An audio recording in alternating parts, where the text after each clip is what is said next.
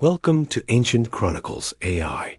Here, we cross the line between what is known and what is denied, stepping into the lost Gnostic teachings of early Christians. Chapter 1. The Hidden Words of the First Disciples in the Earliest Days After the Resurrection. A small circle of disciples gathered in secret to preserve teachings too profound for the public ear. They met in dimly lit rooms, caves, and quiet gardens, guarding words that spoke not of rituals, but of awakening the divine spark within. These teachings emphasized inner revelation, urging each believer to seek the kingdom not in temples or doctrines, but in the depths of their own soul. The disciples whispered of a hidden wisdom Jesus shared only with those ready to understand the mysteries of existence. They recorded sayings that spoke of light trapped in flesh, waiting to be remembered and restored. Their writings described salvation as an inward journey, a return to the source from which all spirits had descended. They taught that true knowledge was not granted by authority, but revealed through personal communion with the living presence of God. Some disciples feared these teachings would be misunderstood, twisted, or suppressed by those seeking power. Others believed the world was not yet ready for such truths, for they challenged the boundaries of tradition and hierarchy. Still, they preserved every word with devotion, knowing the hidden teachings would one day resurface when humanity hungered for deeper understanding. Their circle remained small, bound by secrecy and trust, yet their message pulsed with a fire that could not be extinguished. And in the shadows of early Christianity, the first seeds of Gnostic wisdom quietly took root. A secret circle of early disciples protects hidden teachings about inner revelation and the divine spark within, preserving a mystical vision of Jesus' message that challenges tradition and waits to awaken future generations. Chapter 2. The Veiled Doctrine of the Living Light. In the quiet gatherings of early mystics, a teaching emerged that spoke of a hidden radiance dwelling within every human soul. They described this radiance as a fragment of celestial origin, a spark of the living light sent into the world at the dawn of creation. This divine spark, they taught, was trapped within mortal flesh, veiled by forgetfulness and the weight of earthly existence.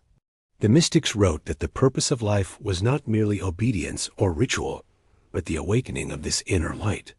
They believed the soul carried memories of a higher realm, echoes of a home beyond the stars. Through contemplation, purity, and inner revelation, the spark could be stirred from its slumber.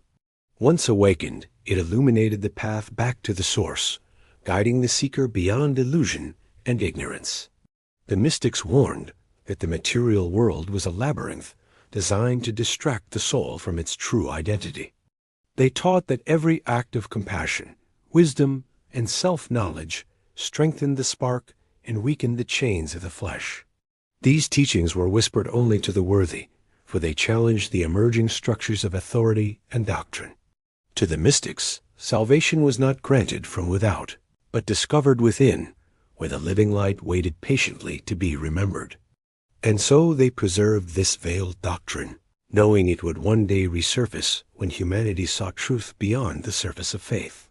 The early mystics record a hidden doctrine, teaching that every human carries a fragment of celestial light, a divine spark trapped in mortal form and yearning to awaken, guiding the soul back to its forgotten origin beyond the material world. Chapter 3. The Gospel of the Twin and the Inner Christ. A mysterious text began circulating among the earliest seekers, whispered from disciple to disciple in guarded secrecy. It claimed that salvation was not found in rituals, temples, or the approval of earthly authorities. Instead, it taught that every human carried a hidden counterpart within a spiritual twin, reflecting their truest nature. This twin was described as the awakened self, the inner Christ that dwelled beneath layers of fear, ignorance, and illusion.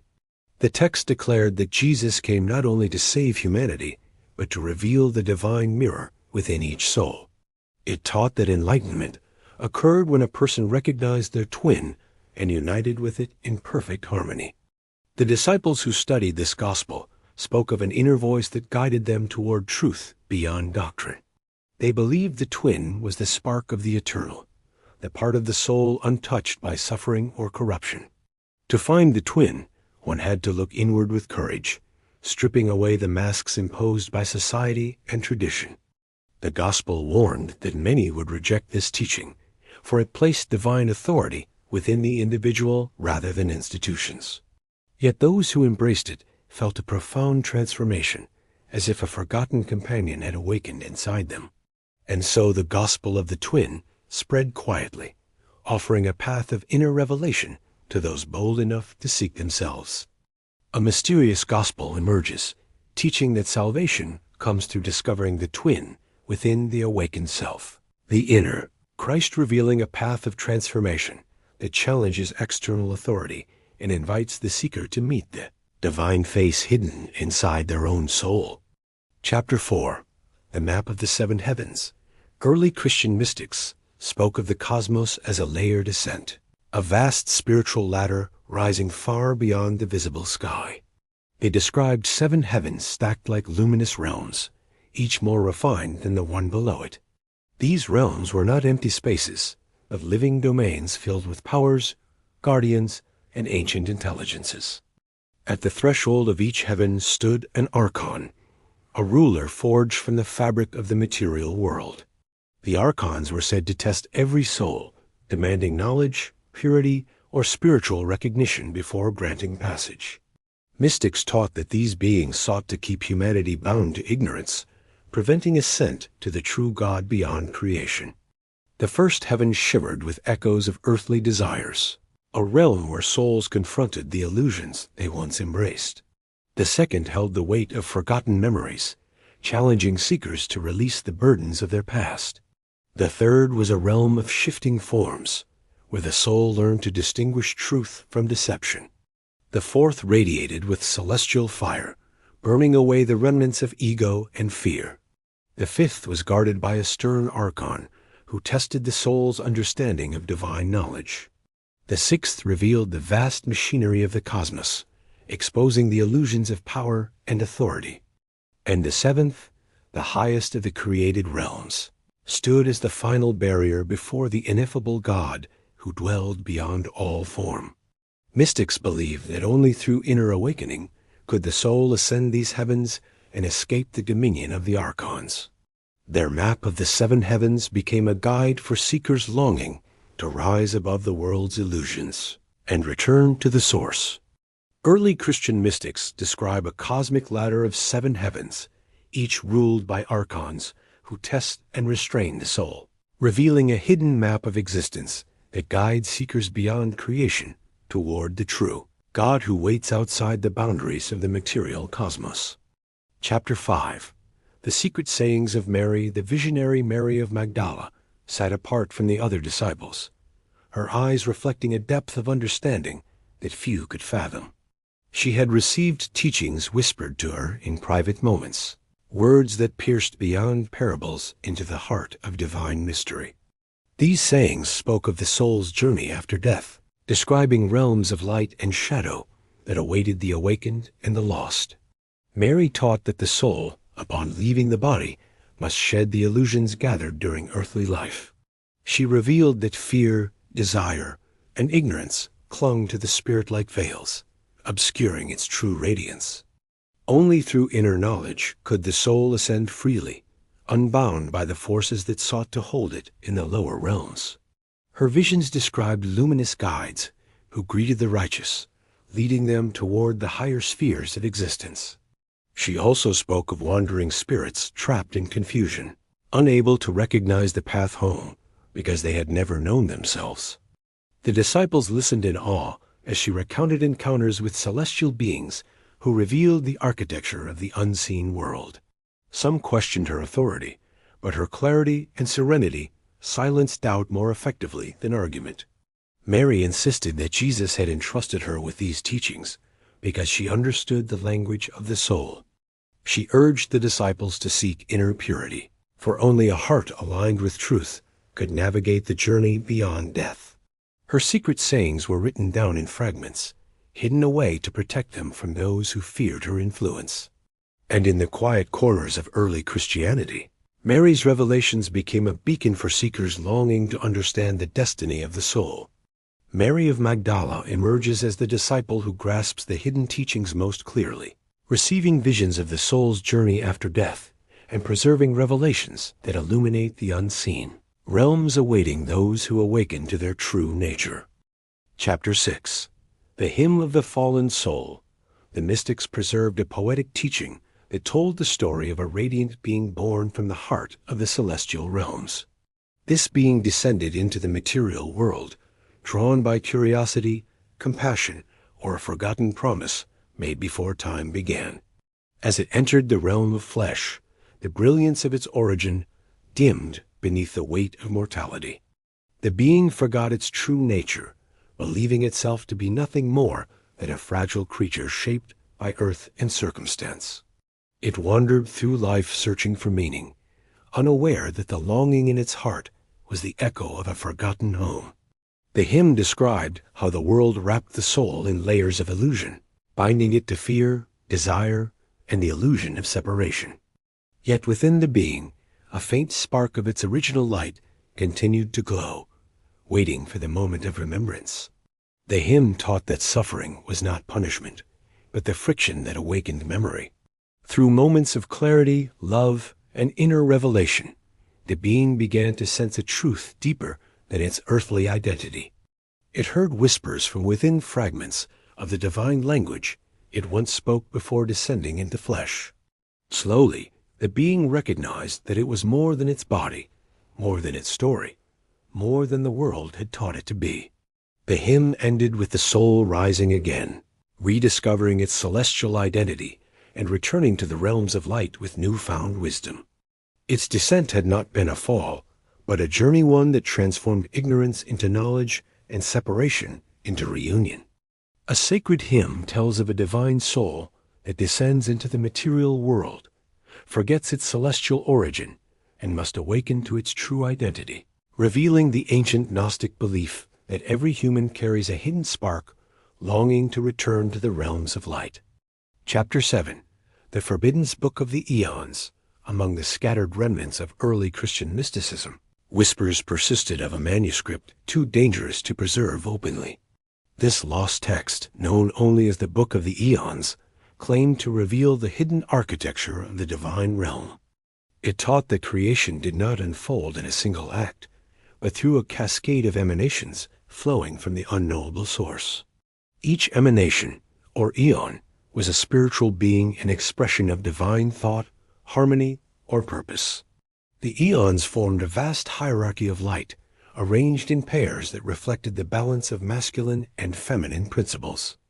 Together they shaped the paroma, the fullness of the divine realm, where all things existed in perfect unity. The manuscript described how one eon, acting in isolation, disrupted this harmony and inadvertently birthed the material world. This act fractured the divine order, creating a realm of shadow and separation far removed from the source. The archons who ruled this lower realm mistook themselves for creators, unaware of the higher light from which they descended. The Book of the Eons taught that humanity carried fragments of the pleroma within, sparks scattered into the material world. Its pages outlined the path by which these sparks could ascend through the layers of illusion and return to their origin. Because these teachings challenged the emerging doctrines of a single unified creation, the manuscript was hidden away. Only fragments survived, carried by mystics who believed the truth of the eons would one day be needed again. And in the shadows of forgotten libraries, the Forbidden Book waited for seekers bold enough to rediscover its revelations.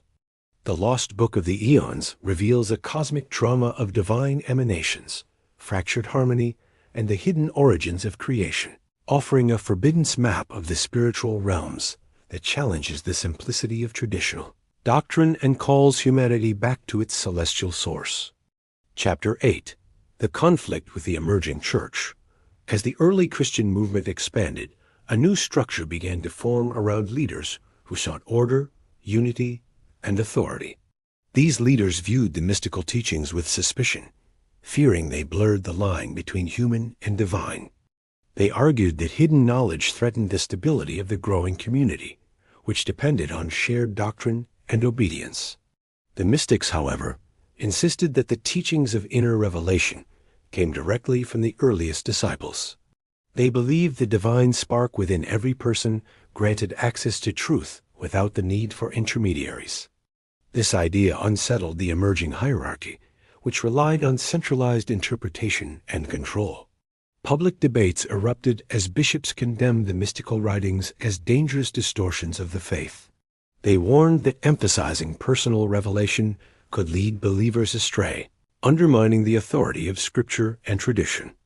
The mystics countered that the true message of Jesus was liberation, not submission to human institutions. They taught that the kingdom of God was found within, not in the decrees of councils or the walls of churches. As tensions grew, the institutional leaders began to suppress the mystical texts, labeling them heretical. Communities were pressured to abandon the hidden teachings or face exclusion from the official church. Some mystics went underground, preserving their writings in secret gatherings and remote sanctuaries. Others were silenced, their voices lost to history as the institutional church solidified its power. Yet the conflict left a lasting imprint, revealing the deep divide between outer authority and inner awakening. As institutional Christianity rises, its leaders condemn the mystical teachings as dangerous, fearing they undermine authority and blur the boundary between human and divine, forcing the early mystics into secrecy as they fight to preserve the inner path of awakening. Chapter 9. The Scattering of the Gnostic Scribes. Persecution intensified as the institutional church tightened its grip on doctrine and sought to silence all competing visions of the faith. The keepers of the hidden teachings realized their survival, and the survival of their wisdom depended on disappearing from the centers of power. One by one, the scribes fled their homes, carrying precious manuscripts wrapped in cloth and sealed with whispered prayers. Some journeyed into the vast deserts, where silence and sand offered refuge from the reach of bishops and soldiers. Others climbed into remote mountain regions, hiding their scrolls in caves known only to wandering mystics. Entire communities relocated to distant valleys, forming small enclaves where the inner teachings could still be spoken freely. The scribes buried manuscripts beneath stones, inside clay jars, or within walls built to outlast generations. They believed the teachings were not meant for their time alone, but for an age when humanity would once again hunger for inner truth. As they scattered, they carried with them fragments of the divine spark doctrine, the maps of the heavens, and the sayings of Mary the Visionary. Many traveled under the cover of night, guided by intuition and the faint pull of the living light within. Some were captured, their writings seized or destroyed, yet others escaped with their secrets intact. The hidden communities became sanctuaries of remembrance, preserving what the world sought to erase. And though the scribes were scattered across deserts, mountains, and forgotten lands, their devotion ensured the teachings would not vanish. They entrusted their manuscripts to the earth itself, confident that future seekers would uncover them when the time was right. Persecution forces the Gnostic scribes to flee into deserts, mountains, and remote sanctuaries, burying their manuscripts in hidden places, so the forbidden's wisdom can survive the rising power of the institutional church and await rediscovery by future ages. Chapter 10. The rediscovery of the hidden wisdom centuries past as the buried manuscripts slept beneath sand, stone, and forgotten sanctuaries. Empires rose and fell, languages shifted, and the world changed beyond anything the early mystics could have imagined. Yet the earth guarded their secrets faithfully, waiting for the appointed moment of unveiling. One day, a farmer's shovel struck a clay jar sealed since antiquity, releasing fragments of a world long erased. Scholars gathered around the brittle pages, astonished by teachings that contradicted the familiar story of early Christianity. The text spoke of inner transformation, divine knowledge, and the awakening of the soul's hidden light. They revealed the vision of Jesus as a guide to self-realization rather than a distant figure of authority. The rediscovered writings challenged assumptions about the past, offering a glimpse into a forgotten spiritual landscape. Mystics and seekers recognized in these fragments the echoes of truths they had always sensed but never seen written. The manuscripts rekindled interest in the divine spark, the seven heavens, and the path of inner revelation. Debates erupted among scholars, theologians, and spiritual wanderers as the hidden wisdom resurfaced into the modern world. Some dismissed the texts as heresy, while others embraced them as missing pieces of humanity's spiritual heritage. The rediscovery ignited a new search for meaning, drawing countless souls toward the ancient path of inner awakening. And as the fragments were studied, translated, and shared, the lost teachings breathed again, illuminating hearts across the ages. Fragments of long-buried manuscripts re-emerge after centuries, revealing a forgotten vision of early Christianity centered on inner transformation, divine knowledge, and the awakening of the soul, rekindling a wisdom the world was once forced to forget. If you enjoyed this journey into the unknown, make sure to like the video, subscribe to the channel, and hit the bell so you never miss what comes next. Until then, stay curious, stay aware, and keep searching the shadows. Take care.